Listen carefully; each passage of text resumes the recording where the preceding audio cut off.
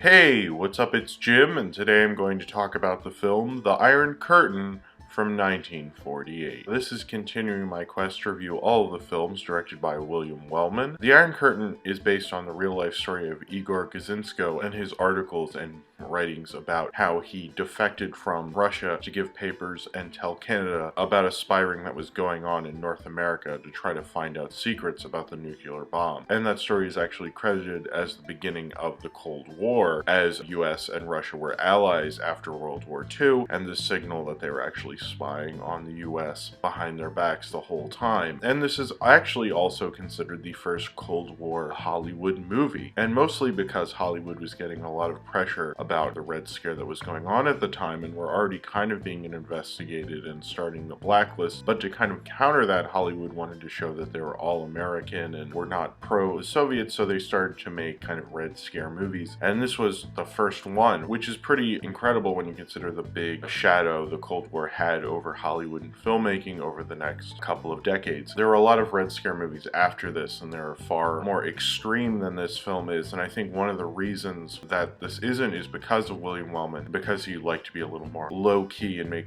kind of more personal stories. You can see that very much in this film, but he also isn't downplaying the spy ring that's going on. He kind of balances both out, so you understand the spy ring and you also understand Igor and his wife and their child and his need to defect from Russia, and it's all played out very well and not in kind of a red panic menace kind of way. Igor Gisriel, who was brought over to Canada in Ottawa, the capital of Canada, from Russia to work at the embassy as a decoder, so if they sent messages he could decode them and send them coded as well. He was very good at it. He liked living in Canada. He brought his wife over, who then became pregnant, had their first child, as the Russian spy ring is trying to find out about the nuclear bomb that has gone on. This film starts during World War II, and they're very curious about trying to find the nuclear bomb, even getting a scientist and a member of parliament on their side to kind of find out more and more information about this so Russia can have their own atomic weapon. And Igor is kind of okay with this for a while, but then after he has a child, his perception on this changes, and the fact that he is going to be sent back to Russia, he decides to defect, but also let them know about their need for a nuclear bomb. One of the things about Wellman's direction in this, one of his pluses with a lot of films featuring families, is that it just feels like ordinary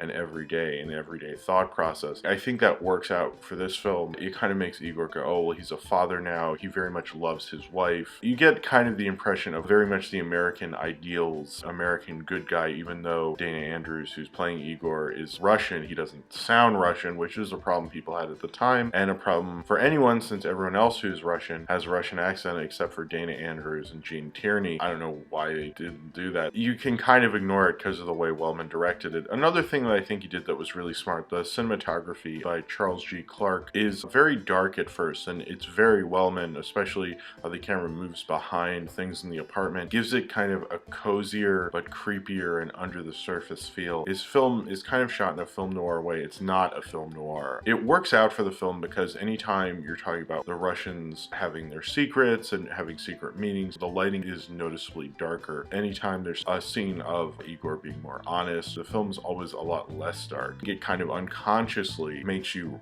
think that one side is lighter and the other side is secret and creepy and evil. It's low-key in the way that it's not playing it up. That's one of the things Wellman really brought to this, is he knew how to do it subtly. He knew how to do it carefully. Hollywood had a lot on the line with this film, more so than they would with other films, so I think they wanted this to be done tastefully. Later, they didn't really care so much, but with this one, it shows a studio director who knew how to balance that line, and Wellman, at certain points in his career, he really could do that, and I think this is probably one of his better later assignment pictures, not something that his later career is really known for good assignment pictures. This shows how good of a studio director he could be because he combined both and interesting to his cinematography in this one, but also using that low-key story to really bring it home. Dana Andrews and Gene Tierney, who were in a big hit Laura years before, were reteamed in this film because of the success of that film. Fans of Laura were actually let down by this film when it came out. This isn't really like classic Laura. It shares no similarities to it. It's just a film starring both of them. I can absolutely understand that if you were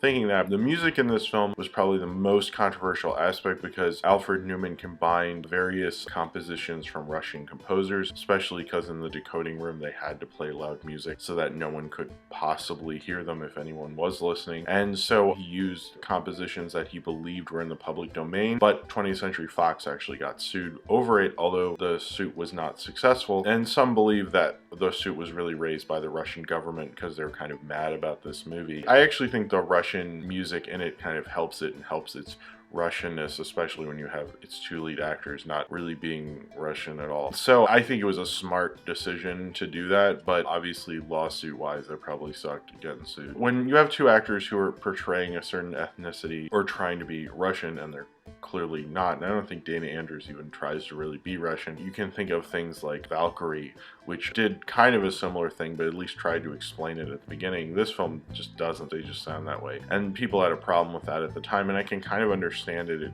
really actually holds the film back because the whole time you're like, that guy's not Russian, what's up with that? The attention to the Igor character really helps this film, especially when he's seeing his co-worker get sent back to Russia and how he really hates being sent back to Russia, and he can see the problems with his government versus where he's been living all this time. And I don't know if he has too much soul searching about it. It kind of feels like he kind of puts two and two together, that he needs to find a way to stay in Canada and not be defected to Russia. Since it was a kind of a big moment in history, actually, it's a film that handles it respectfully. Wellman was good at, if he's handling a historical moment, is doing it in a very low-key way, whether it's Story of G.I. Joe or later Battleground, which came out after this, I believe, is that he understood that you really had to make it relatable and you needed to direct it in a relatable way. The thing about Iron Curtain that works the best is that, and it shows how he could do that very well. I don't think a lot of big studio directors could do that as well as Wellman really could. The Iron Curtain did that respectfully in that you wouldn't go, oh, well, Hollywood's just overreacting. It's a lot more of a